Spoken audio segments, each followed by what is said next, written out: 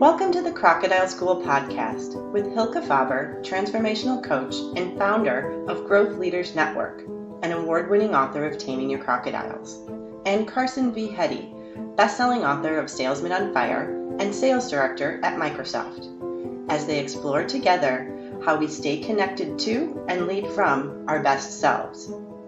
Where do we find the wherewithal to choose again and respond from our best selves, instead of giving into fear-based reactivity, especially when challenged? How do we tame our crocodiles, those fear-driven voices that want to protect our ego at all cost? How do we become what we would like the world to become? Allow yourself to become present and enjoy this episode of the Crocodile School podcast.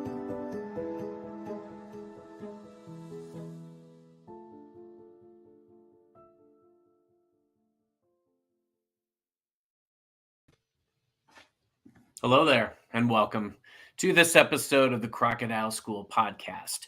Today, we're going to explore the growth leadership mindset, inspirational leadership, and the value of being present as we are leaders. Now, I'm going to, just go right out and say thank you for hanging in there with us. I know we're running a few minutes behind today, which is entirely my fault, but it fits right there in that bucket of fearless leadership.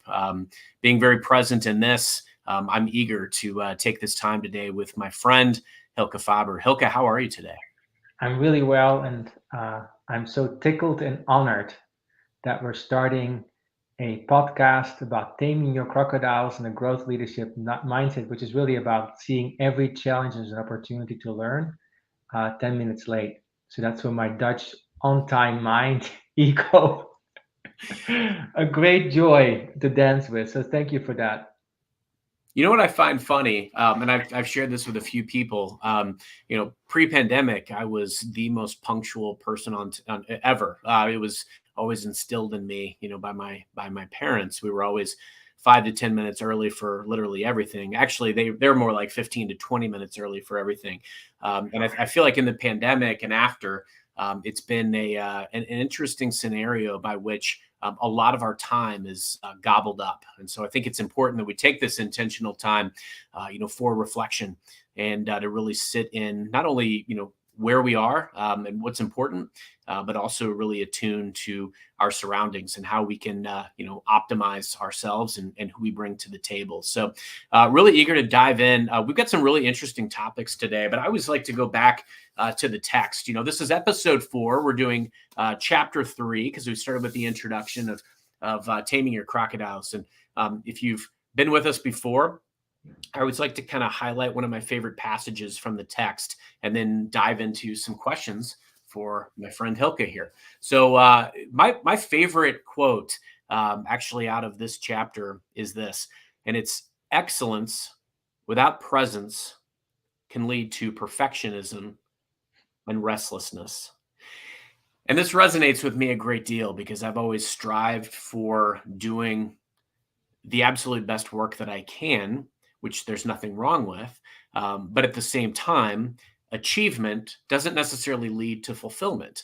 Part of that's working in sales because you're always, tasked with more and more, and there's, a constant expectation. But I'm my own harshest critic. And so I think what this chapter really illuminated me to was being able to sit in and be comfortable with some of my fears and then realize when the crocodile's talking to me versus when the owl is. So that was super helpful for me. But Hylke, I'd love to jump in and kind of dive into your inspiration here. We talk about owls and crocodiles a lot in leadership throughout Taming Your Crocodiles. In fact, obviously, that's the impetus by which this is based. Why do we talk about that in leadership? Why do you think that work is so important? So just like every moment, there's a choice that we have, whether we know it or not. And this whole work for me is about amplifying and deepening our awareness of that choice. Where are we coming from? What's my motivation? Am I coming from the biggest sense of self, my higher self, who I wish the world I would like the world to become, like what I really would aspire to? which we call the owl, or am I coming from a less than at my best place?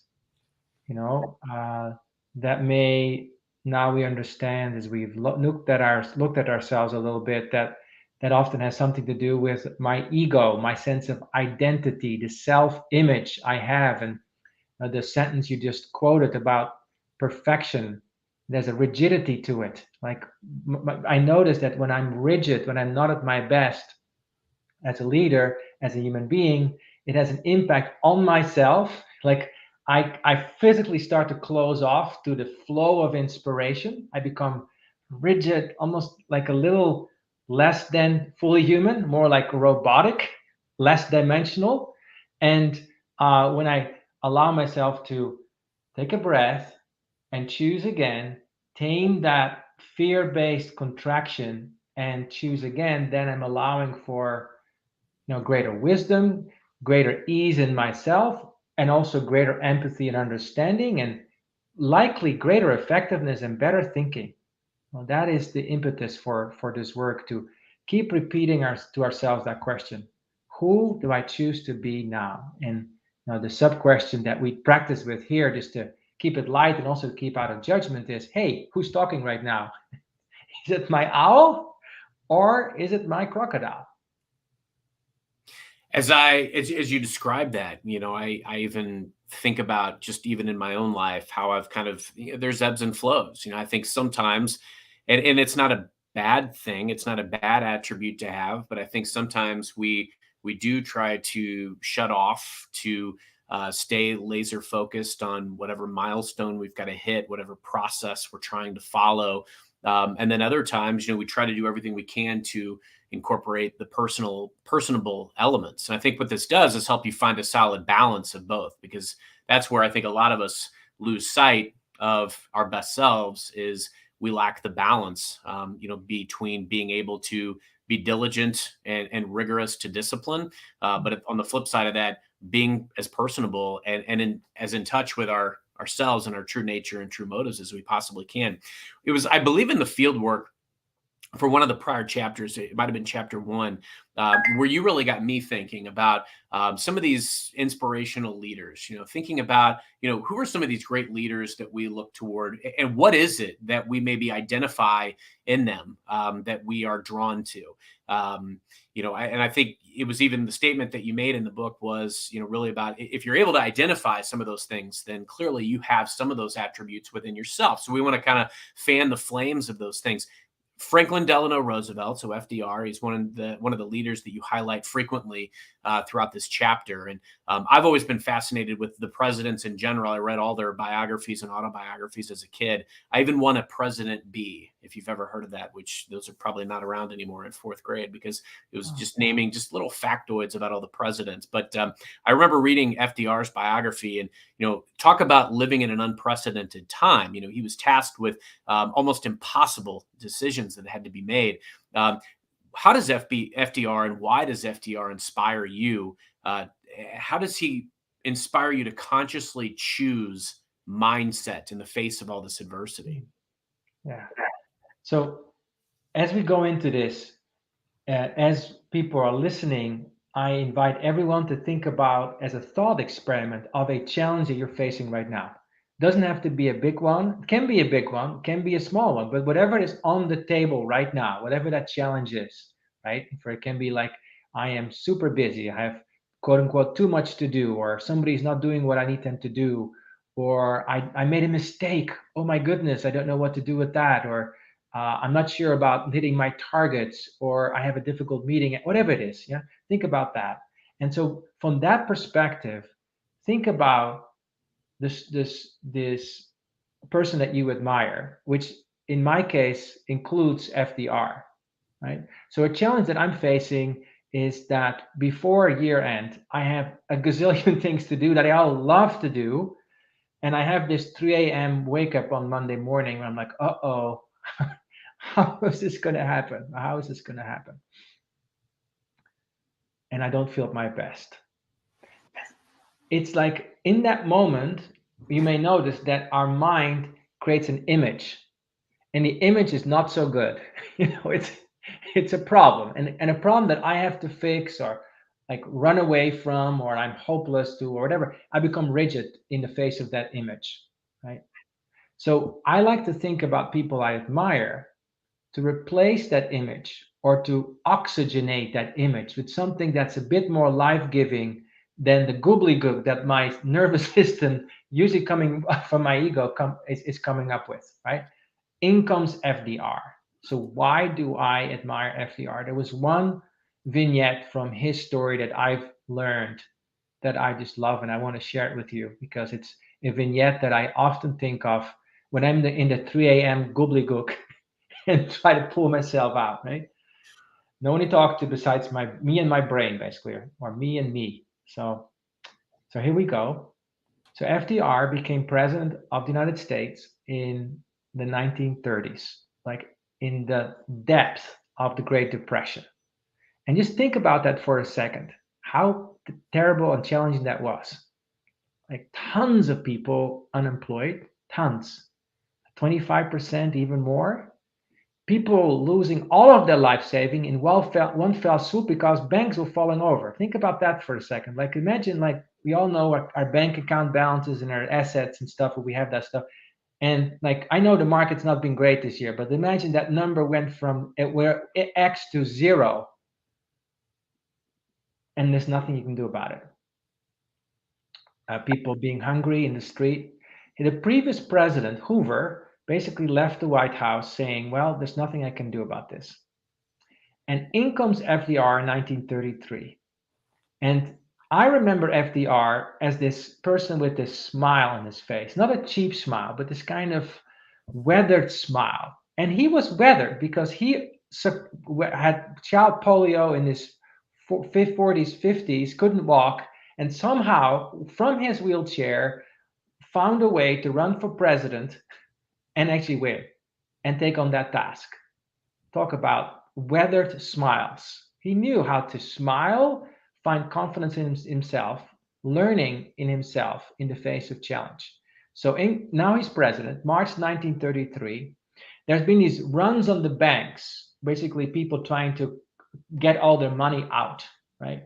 Which destabilizes the financial system. So one of the first things that he did the day after he became president, he put in what he called a bank holiday. That's a euphemism for saying the banks are closed. You can't do anything. No more walking around, like running around the block and lining up around the block.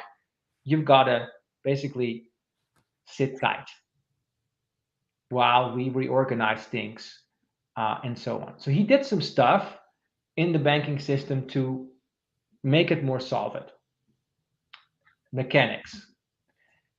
Then before he did that, so as he did that, people were like becoming more and more restless and like, imagine that's happening, right? Like, no, I'm not going to open the banks yet. Then after a whole week on Sunday night on March 12, 1933, he went on the radio for his first fireside chat. And FDR is a person that became famous for these fireside chats. So he got himself on the radio. I think it was 9 p.m. Eastern time. And that was how people communicated these days, right? This is basically no internet. There's no TV. You're basically sitting with your neighbors in somebody's house who has a radio, and you're sitting around the radio, and there's your president, and you're like, oh my gosh, the banks are opening tomorrow again. What's going to happen? No, another deep valley in our dark existence, right? And here's part of what he says. There's an element in the adjustment of the financial system more important than currency, more important than gold. And that is the confidence of the people themselves. Confidence and courage are essential for carrying out our plan. Do not be stampeded by rumors or guesses. Let us unite in banishing fear. Together we cannot fail. And he said a few other things. There's no chat. People sit in their homes. There's this guy who's been just present for a week, and he goes on the radio with that message. He starts talking about fear and confidence, basically about mindset. Well, guess what happened? The next day, people start to line up again at the banks, but not to pull cash out, but actually to bring it back. And by the end of March 1933, 2/3 of the hoarded cash had been returned. And we know many other great things that FDR did to help this country get back on its feet. So when I'm in my 3 o'clock a.m. gobbledygook, I think about, what would FDR do? Would he give up? Or would he do something else? And he says, do not be stampeded by rumors or guesses from your crocodile. Let us unite in banishing fear. Confidence, the owl, like our best self. Let's bring that to this, whatever it is. Thank you for letting me share that.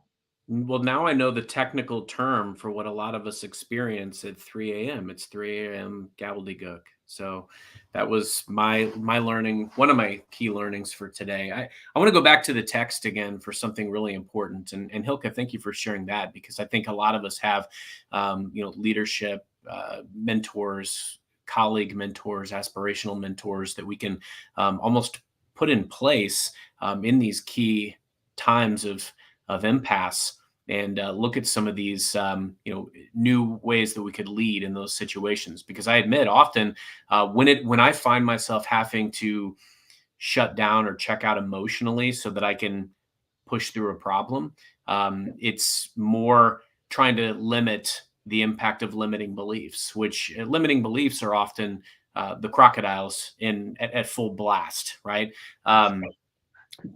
And on that token of kind of those limiting beliefs, I thought this was interesting too, that you pulled out a couple of these interesting quotes around crocodile talk. So before we take a break, I want to ask you one more question around crocodiles and crocodile talk. And this, you had a couple of quotes in here. The director of the U.S. Patent Office in 1899 said, "Everything that can be invented has already been invented." One of our past U.S. presidents, Grover Cleveland, said, "Sensible and responsible women do not want to vote." And lastly, a president of digital equipment in 1977 said, "There's no reason for any individual to have a computer in his home." I find that anytime I get handed to me an impossible situation, right? The odds are against you and the situation is grim. The impossible quota or challenging deadline to meet. You can go in one of two directions. And some people do subscribe to the limiting beliefs, and they allow them to almost give them the preloaded excuse. But I really liked what you articulated about how you can kind of see through the fog and look toward what a great leader would do in these types of situations. How does our life shape the crocodiles that live in our minds and affect us the most in our life and leadership, in your opinion?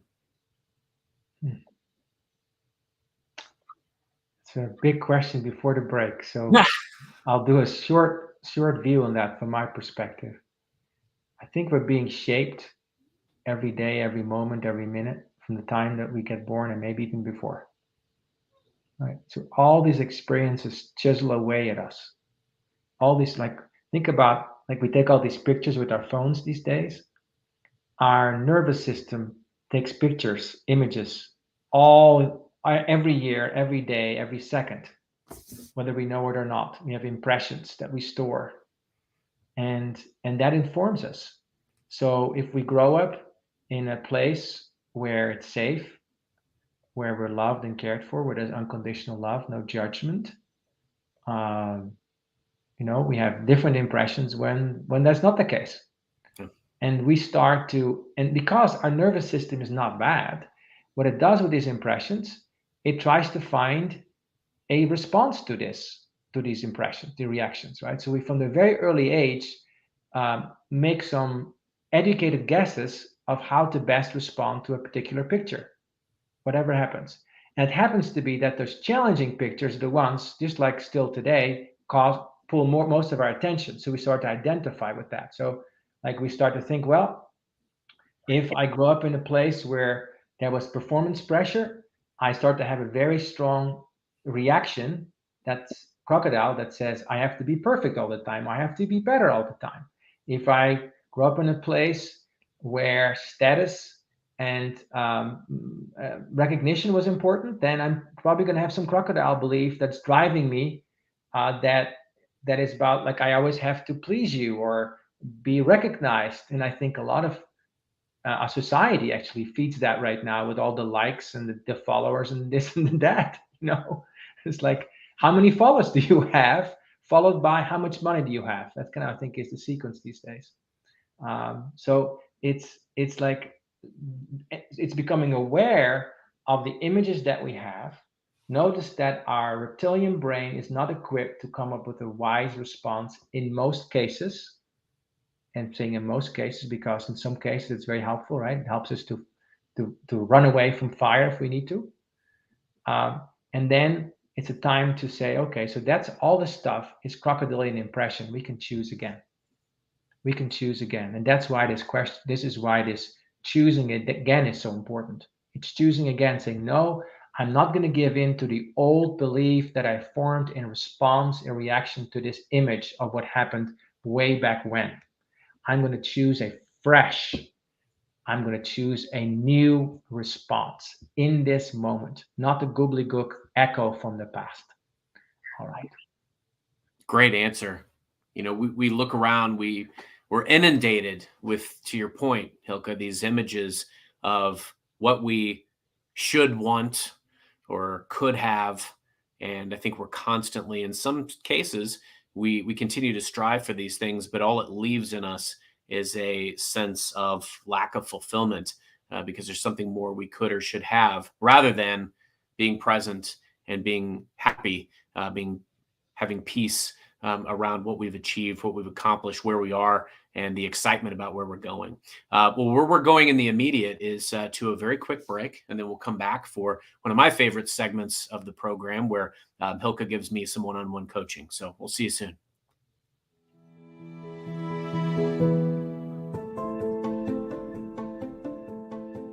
You are listening to the Crocodile School podcast, where we are exploring connecting deeply to our true selves, especially when challenged.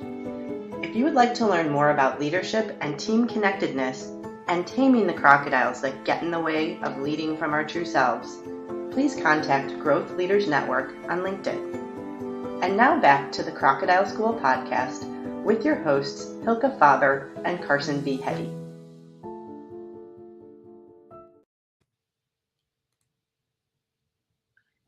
All right, here we are.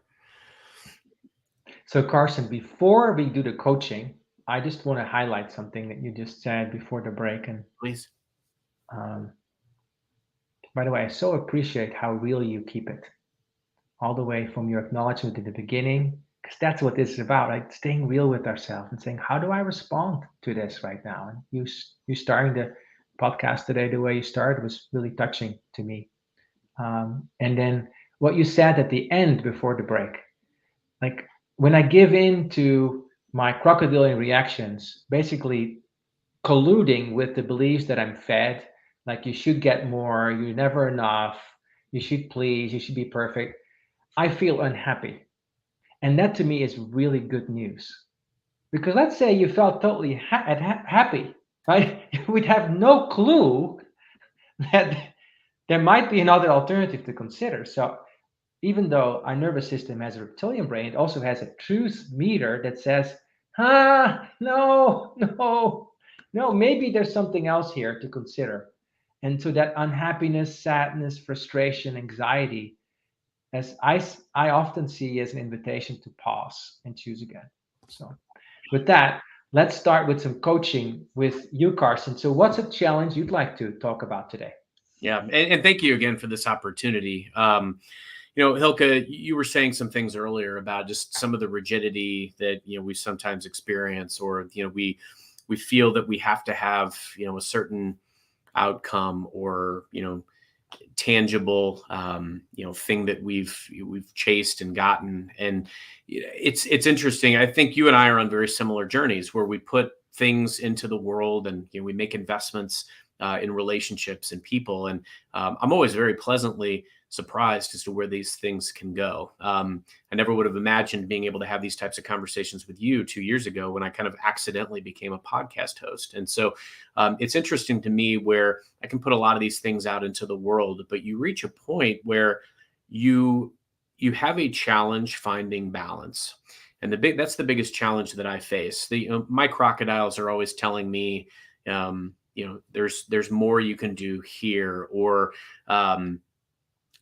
the things that you're chasing in this are fruitless, or you're not going to get what you want by doing X.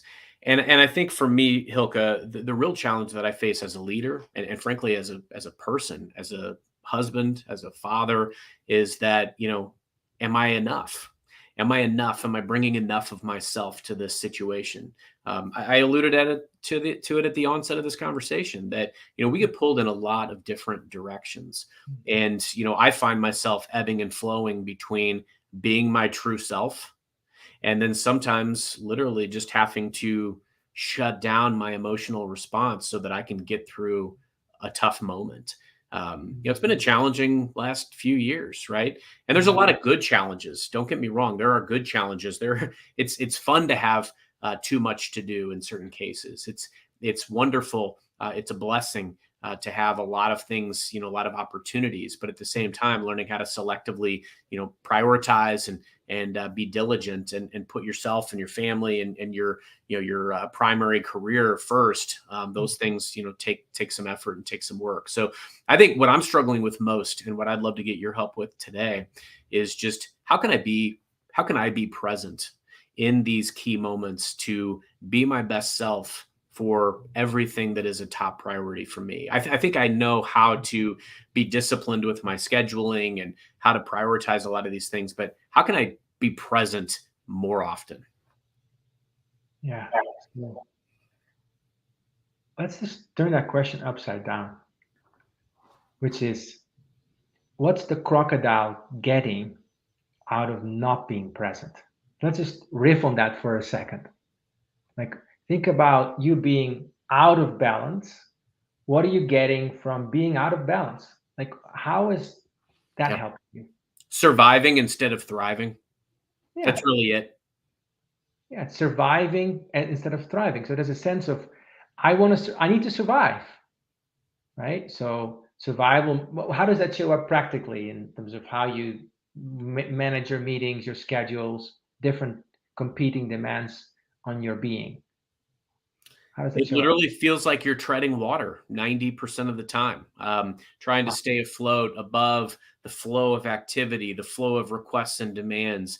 Always feeling like you're letting someone down, but trying to give the best you can to each initiative or person. And while I'm often giving, 100% of myself in one given conversation, I may let others, my attention span shifts because my email inbox is flooded to over 500 while I've been in back-to-back meetings trying to be present for everyone that I possibly can, that I'm trying to prioritize. And so it much turns into a survival motion as opposed to thriving. And you keep telling yourself, oh, I'll get rest on the last week of the year, or you keep trying to justify it to yourself, but it never really happens. And what's the crocodile's hope?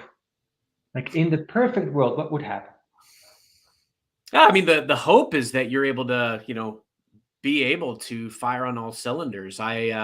And manage everything flawlessly. And the crocodile tells you can do it. In some ways, it's funny because the crocodile is the very one leading you down this path of despair. And a lot of times crocodiles are the ones that give you these limiting beliefs, but they can also give you false beliefs. They can tell you, oh, you're doing great. You can keep doing this. They don't have your best interests at heart. Yes. So that it's trying to help us. So one of the images that part of your brain and mind seems to be pursuing is some kind of perfection. Like, I'm going to have 500 emails and they're all going to be, I'm going to have a clean inbox. Right? Ooh, that feels I gave so up on that a long time ago. Like, I'm going to have a clean inbox. Everything will be responded to. I will have attention to everything, and so on. Right? And the thing is, it's a funny loop, because the more present we become, it becomes easier to do more things well, right? Because I'm more actually in the moment, so I'm able to do things better and better. At the same time, I'm still a human being, right? I still am a human being, and there's still 24 hours in the day, and I want to sleep X amount of hours. You know, 6 to 8 hours seems to be the recipe for success and health for most people. More toward 8 and less toward 6 for most people. And not one, I'm not an expert on that, but that's sort of it. So there's that 24 minus 8 waking hours available. That actually my quick math was 16. So what's going to happen in those 16 hours? So the crocodile says, I'm going to do it all. Today is going to be the day. I'm going to do it all. At least this week, I'm going to do it all, right? Just feel that. What is the energy? Like, let's say that's the image that you're pursuing. What's that feeling like in your body? I mean, it feels like if you can attain that, you'd be unstoppable. And I think sometimes you get these delusions of grandeur that you can truly do it. But the reality is you can push yourself to a certain point, but we all have limits. Some of us have greater threshold for it. I function on about 5 good hours of sleep a day, if that. And I push myself pretty much to the limit every single day, trying to invest in all the relationships that I prioritize. But it leaves you feeling very depleted at the end of the day. It leaves you feeling like you gave everybody about 60% of yourself when they deserve 100, and really makes you feel like you're not fulfilled because you're not fulfilling your best. Right. So your relationship with yourself is It's last. impaired. It's Yeah, last. my relationship with myself is last. Yes. And you know now how that feels. Not good. Not good, right? Not good. So notice how this crocodilian system, which keeps it small, is very smart, because it's both a carrot and a stick. So the carrot is, ooh, look at that. I might get that. Let me just try that. Like the addict, right? I'm saying it's a little strong. Oh, there it is. Yeah. On the other side, there's also a fear here. So what are you afraid of in this, let's call it quits for what it is, saying no to some things? I don't know that it's necessary. There is some element of that, because I know you and I have talked about that before. Is there's an element of saying no and feeling like you're letting someone down, or that you're missing out on an opportunity. So we call that FOMO, right? So there's there's those, that's crocodile speak. But I think the stronger one is the one saying you can do it all. Why say no to anything? You can do it all, and that's the dangerous one. So there's this pull carrot, like you can do it all. That's the pull. So then we tame that crocodile by asking ourselves a very simple question: how is it working for you, Dr. Philquist? How is that working for you? Depends on the day. But How- all the by, I think over time it makes you feel less and less impactful. It's funny. We've talked about this too, and I talk about this with people on my team. Here a few short years ago, back in 2019 and before, it was commonplace for us to frequently go into offices, or as the sellers, be out in the field and maybe see 3, 4, 5 customers in a day. And we somehow found time for all of that and to stay on top of all of our other rhythm of business. But I think this element of, working remotely more often, this element of, now cutting out the commute and some of the drive time, this time has been filled, and we justify it here and there. I think some of us are very adamant that we'll get that blocked off time to focus, but sometimes, despite our best intentions, it still gets gobbled up. And so I think that's the key element, is we almost have to find that point where we're going to draw that line in the sand. I got a hard time finding my line to draw. I keep letting it retreat, and that is one of my weaknesses. So you started off with maybe already your answer. Oh, sure. In this whole podcast, right? Where the quandary seems to be, so what do I do? And the question you asked me, remember, was about, well, what happens when you bring more presence? Presence is also about truth and awareness. So what happens, Carson, when you bring more truth and awareness, more presence? Like, look at yourself maybe from the balcony perspective. take a look at yourself. This part of you that thinks I can do it all. Your the side of you, the part of you that is even wiser than the one that's speaking right now. What would that say to you? That you're missing the big picture. The things that you should really nail, you're not doing. And those are the things that you need to really stay focused on, as opposed to trying to boil the ocean. Yeah. Say that again in different words to really let it sink in for you and for everyone. Yeah. I love the balcony view image. I know that's part of the coaching that we've done together historically, and that really resonated with me. I use that a lot in my coaching sessions now. When you take a balcony view approach of yourself, or in this case, as I do of me, to be able to look at, the things that I know are true to me, the things that I know are important to me, it's a lot easier to see where I'm missing the boat by trying to boil the ocean or trying to focus on everything. I'm missing out on some really big picture, big ticket items because of that shortcoming and that short-sightedness of myself. Fantastic. I love that, Carson. So maybe to conclude this session, and also getting towards the end of this podcast already, these things go so fast, is the crocodile does not prioritize in our best, highest self-interest, right? It's survival interest.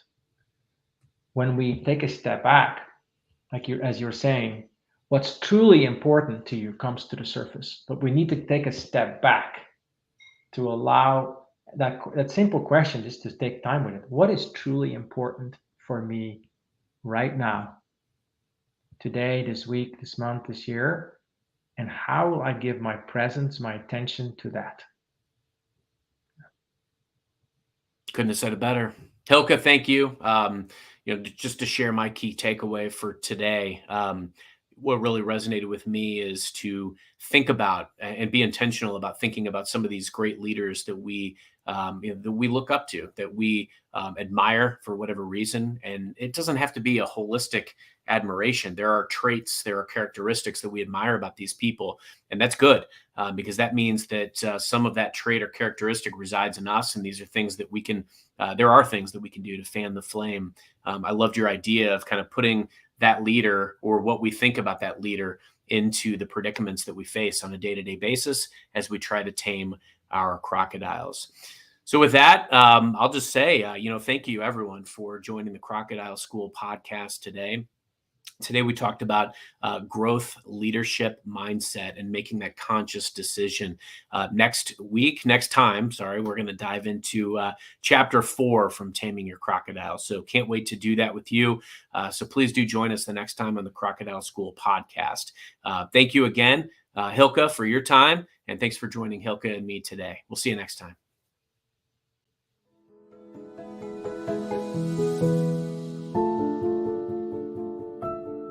Thank you for joining the Crocodile School podcast with your hosts Hylke Faber and Carson V. Heady. Take a moment to pause and appreciate something about yourself. And enjoy taming your crocodiles, growing more and more into your true potential. See you next time at the Crocodile School.